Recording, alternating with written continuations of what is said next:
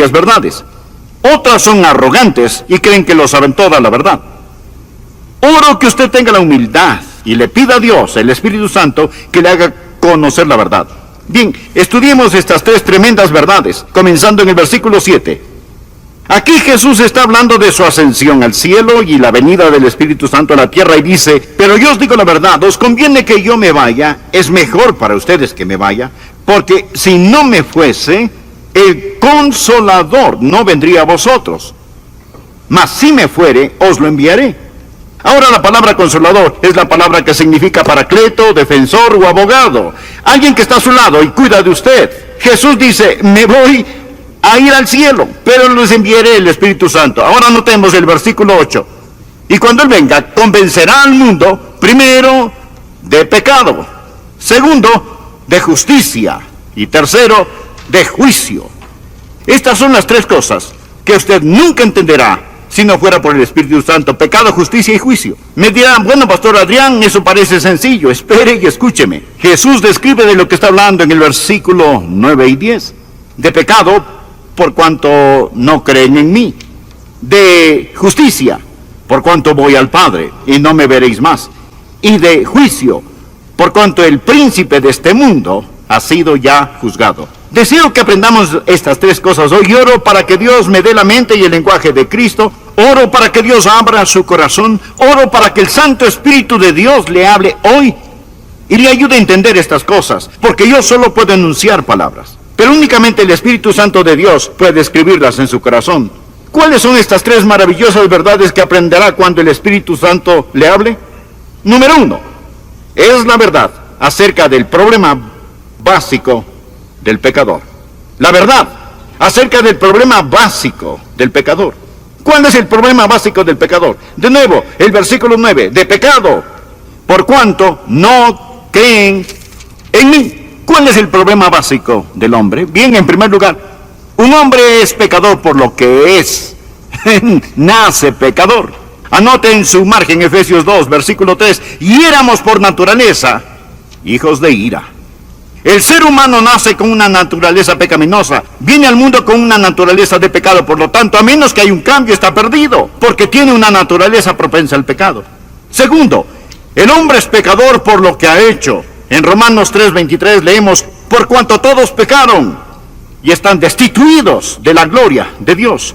Piense, amigo, en las cosas que ha hecho, pero todas ellas no son el problema básico del hombre. El problema básico del hombre no es que él es un pecador por lo que es. El problema básico del hombre no es que es un pecador por lo que ha hecho. El problema básico del hombre es que es un pecador por lo que no ha hecho. Esto es, darle a Dios la gloria. El hombre es pecador, de acuerdo al versículo 9, por no creer.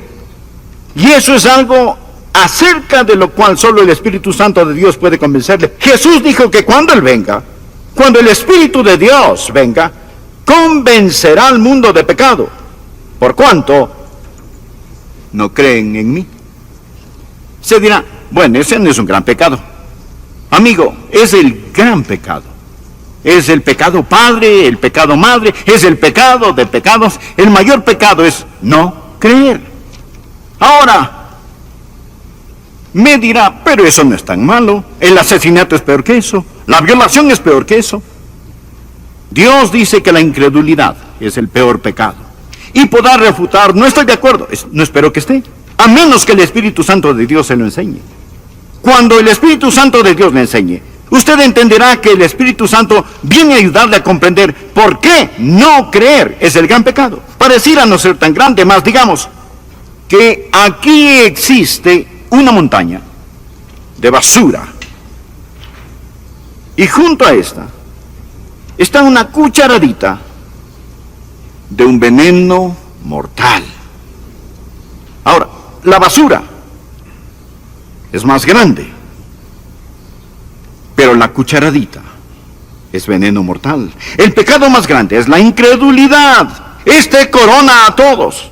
Es la prueba de la maldad del hombre y es el pecado que lo condenará para siempre. La incredulidad.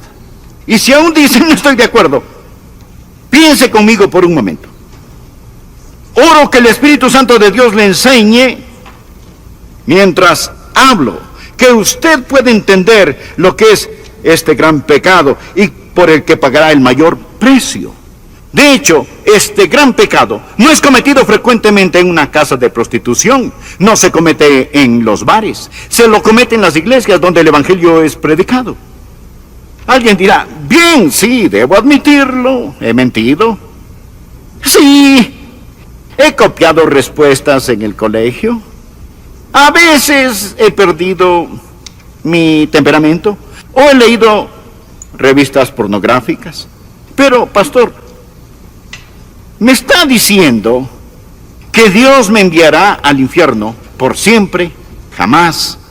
Amén. ¿Solo por eso?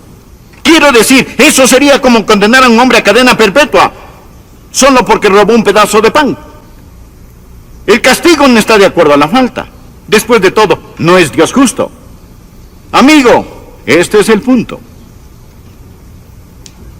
Dios no dejará que usted vaya al infierno porque robó un pedazo de pan, sino porque apuntó hacia él el revólver de la incredulidad y apretó el gatillo. ¿Qué es la incredulidad? Es maldad, consumada maldad. Incredulidad es en rechazar al Dios Todopoderoso. Es decirle a Dios, Dios, tú sigue por tu camino, yo seguiré el mío. Es mi vida, no te la confiaré, no te la daré, me pertenezco a mí mismo. ¿Lo ve? La incredulidad es el pecado principal. Es el pecado de donde proliferan todos los demás pecados. ¿Por qué Adán y Eva pecaron en el huerto del Edén? Básicamente fue por incredulidad. ¿Por qué un hombre miente? Incredulidad. No confía en Dios que le puede sacar del problema en que está.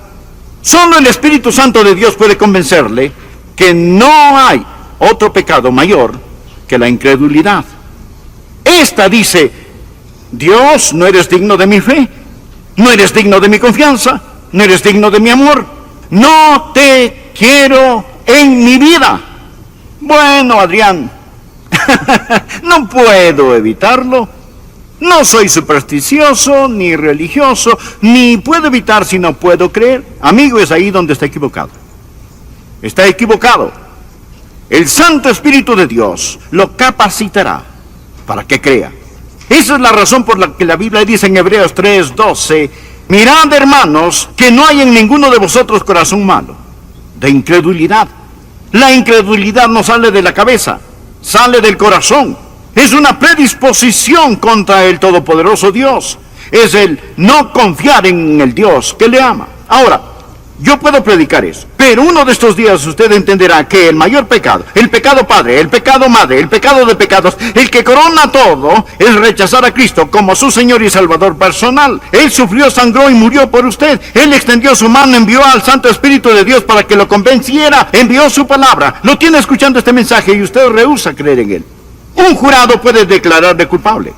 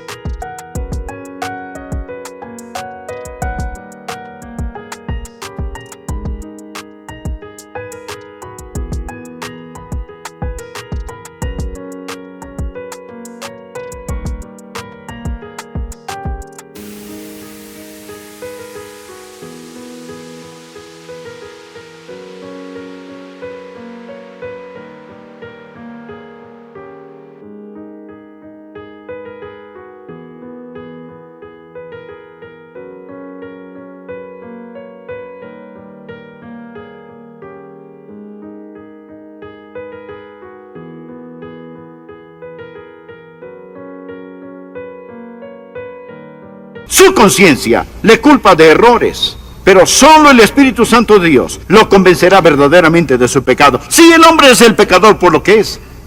Sí, es pecador por lo que ha hecho. Pero el mayor pecado, el pecado de pecados, el pecado padre, el pecado madre, el gran pecado, el pecado condenatorio, es el pecado de la incredulidad. Permítame compartir lo que el Señor Jesucristo dijo. Deseo que por favor anote Juan 3. El que cree en Él, ¿en quién? En Jesús, no es condenado. Pero el que no cree ya ha sido condenado. ¿Por qué? Él no ha creído.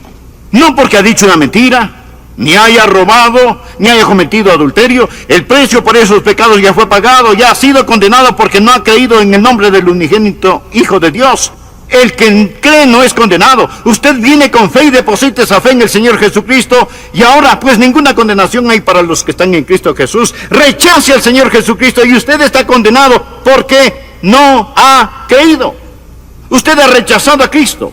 Ese es el mayor pecado, y con este conlleva el castigo más grande. Ahora, aquí está la segunda verdad que no entenderá sino hasta cuando el Santo Espíritu de Dios le enseñe. No solo la verdad acerca del problema básico del hombre, la incredulidad, sino dos, la verdad de la provisión abundante del Salvador. ¿Cuál es la verdad acerca de la provisión abundante del Salvador? Que el Espíritu Santo ha venido. Cuando Él habla de justicia. Jesús dijo, por cuanto voy al Padre, y no me veréis más. ¿Cuál es la provisión abundante del Salvador? Se dirá, Él vino a sanar. No, Él vino a enseñar. No primordialmente. Vino para ayudar a los pobres. No, Él vino a buscar y a salvar lo que se había perdido. El Señor Jesús vino como Salvador. Vino a proveer justicia. Vino a proveer justicia. Nacido de una virgen, vivió una vida sin pecado, y tomó mi pecado y su pecado sobre sí mismo. Fue colgado en una cruz, y con su sangre pagó la deuda del pecado. Lo pusieron en una oscura tumba, resucitó al tercer día, ascendió a los cielos, y todo lo que Él vino a hacer fue cumplido. Jesús dijo, he acabado la obra que me diste que hiciera. Le hablaba al Padre, he acabado la obra que me diste que hiciera. Ahora regreso a casa. He terminado el trabajo que me encargaste, y ascenderé las altas montañas de la gloria. Y el Espíritu Santo vendrá, y Él les convencerá de justicia que pueden obtener por medio de mí. Ahora, la idea del mundo acerca de la justicia es tan deformada como la que tiene del pecado. La idea es porque es pecador. Un hombre no es mentiroso porque miente. Miente porque es un mentiroso. El pecado está en el corazón. La idea del mundo acerca de la justicia está deformada. El mundo piensa que un hombre es pecador si hace algo malo, y piensa que un hombre es justo si hace lo bueno. Y de alguna manera Dios es como Papá Noel, haciendo una lista, revisándola para ver quién se ha portado bien o mal. Y uno de estos días vamos a morir, y nuestras cosas buenas y malas serán puestas en una balanza, y Dios lo pesará todo. Si nuestras obras buenas pesan más que nuestras obras malas, Dios dirá, lo lograste. Si lo malo pesa más que lo bueno, Él simplemente dirá, fallaste. Esa es la idea del mundo acerca de la justicia. Pensemos por un momento. Si usted pudiera ser presentado como justo delante de Dios por hacer buenas obras, dar dinero, ayudar a los pobres, ser religioso y bondadoso, si pudiera ser tenido como justo por hacer eso, escúcheme, ¿por qué tuvo que morir Jesús? ¿Por qué tuvo que sufrir en la cruz? Si usted puede salvarse por sus propias justicias. Présteme atención. Si usted pudiese salvarse por sus buenas obras, entonces el Calvario fue la equivocación más colosal de las edades. Piensen eso. Permítame darle un pasaje. Pablo dice lo siguiente en Gálatas 2:21. No desecho la gracia de Dios, pues si por la ley fuese la justicia, entonces por demás murió Cristo. ¿Qué significa? Cuando trata de ganar su salvación, está frustrando la gracia de Dios. Pues si por la ley fuese la justicia, entonces por demás murió Cristo. Significa que Él murió en vano. Si usted pudiera, por guardar los 10 mandamientos, ese es el significado de la ley. Si pudiera llegar al cielo, dígame, mi amigo, ¿por qué murió Jesús? ¿Cuál es el propósito de la cruz? Se dice, bueno, Pastor Rogers, soy una buena persona. Déjeme decirle lo que Dios dice acerca de usted. Isaías 64:6. Si bien todos nosotros somos como suciedad, y todas nuestras justicias como trapo de inmundicia. No habla de sus malas obras, sino de sus buenas. Ante Dios son como trapos de inmundicia. Estos eran los vendajes de los leprosos. Nuestras justicias son como trapos de inmundicia. Solo el Espíritu Santo de Dios puede enseñarle eso. Verá, usted puede cometer un mortal error al depender de su autojustificación. Ahora, cuando usted cree en el Señor Jesucristo, ¿qué es lo que Él hace? Cuando cree en Él, primero, cambia lo que usted es. En el momento en que usted cree en Él. Recuerde, un hombre es pecador por lo que es. Jesús cambia lo que es. Los creyentes no son solo buenas personas, sino nuevas criaturas. De modo que si alguno está en Cristo, nueva criatura es. Dios le da una nueva naturaleza. De joven recibí a Cristo. Y Dios puso una nueva naturaleza en mi corazón. Tan nueva era esta que mis profesores se preguntaban, ¿qué pasó con Adrian Rogers? Fue un cambio radical. Pero no solo cambia lo que somos, también perdona lo que hayamos hecho. Recuerda que dijimos que somos pecadores por lo que hemos hecho. Bien, cada mancha, suciedad, negrura es lavada más blanca que la nieve y enterrada en la tumba del olvido de Dios. Pero no solo cambia lo que somos, no solo perdona lo que hemos hecho, sino que también nos da lo que necesitamos. ¿Y qué necesitamos? Necesitamos justicia. Bien, permítame darle otro pasaje de la Escritura. Romanos 4, 5 y 6. Mas al que no obra, sino cree en aquel que justifica al impío, su fe le es contada por justicia. Bien, Dios simplemente deposita justicia en nuestra cuenta. Como también David habla de la bienaventuranza del hombre, a quien Dios atribuye justicia sin obras. Ya no usamos esa palabra mucho. Atribuir significa poner a nuestra cuenta. La próxima vez que...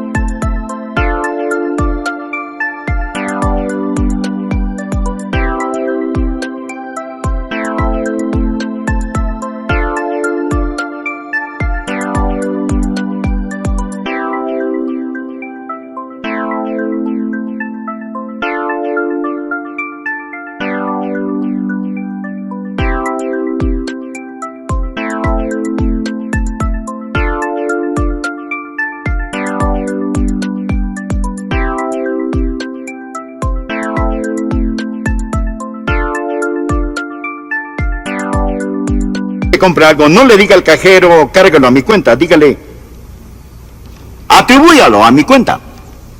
Escuchen lo que Dios dice en las Escrituras. Mas al que no obra, si no cree en aquel que justifica al impío, su fe le es contada por justicia.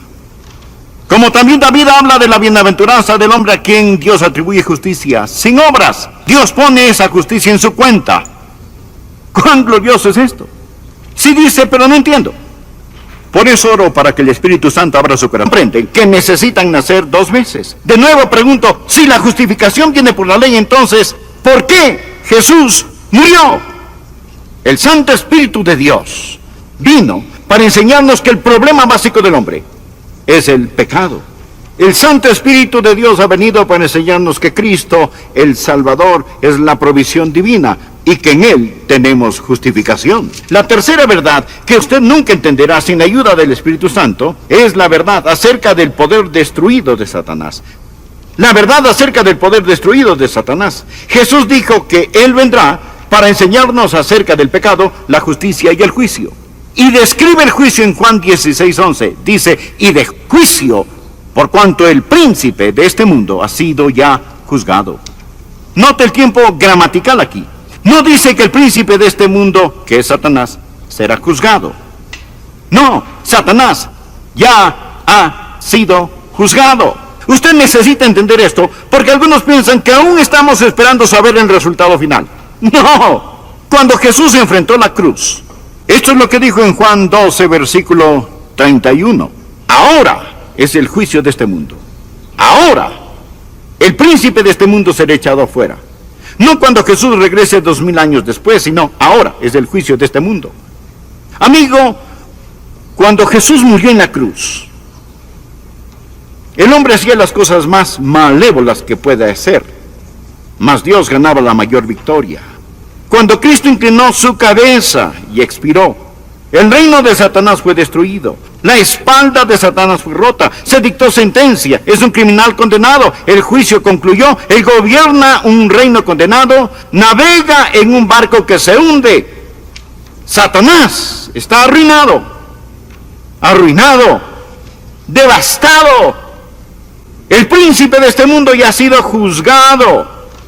Esa es la estupidez de la adoración satánica. ¿Por qué seguir a un perdedor? Ahora, el infierno fue preparado para el diablo y sus ángeles. Dios no hizo el infierno para usted. Mas le diré algo. Todo el que me escucha en este momento, o cree en el Señor Jesucristo o no cree en Él, todos aquellos que creen en Jesucristo, un día serán como Jesús. De eso se trata la fe cristiana, llegar a ser como Jesús. Eso es lo que Dios hace. Dios quiere hacer a la gente como Jesús, que sean hechos conforme a la imagen de su Hijo. De eso se trata. Usted escucha a un hombre que un día será hecho a la imagen de Jesucristo. Pero permítame añadir, si usted falla en recibir al Señor Jesucristo, si se niega a creer en Él y más bien confía en su propia justicia, usted se está moviendo en dirección opuesta. Y uno de estos días usted será la perfecta réplica de Satanás. Usted será como Él. Será transformado a la imagen de Satanás y usted se irá al infierno, preparado para el diablo y sus seguidores. Ese es un pensamiento aterrador. Permítame hacerle una pregunta. Cuando llegue a donde se dirige, ¿cómo estará? Todos nos dirigimos a algún lugar. Cada persona va hacia algún lugar. Existen aquellos que han creído en el Señor Jesucristo, que han recibido su justicia y un día serán como Él. Pero si usted no lo ha hecho, le puedo asegurar que un juicio le espera. Amigo, si no es un creyente, ponga su mano sobre su pecho y siente el latido de su corazón. Eso es todo lo que existe entre usted y el infierno. Es todo.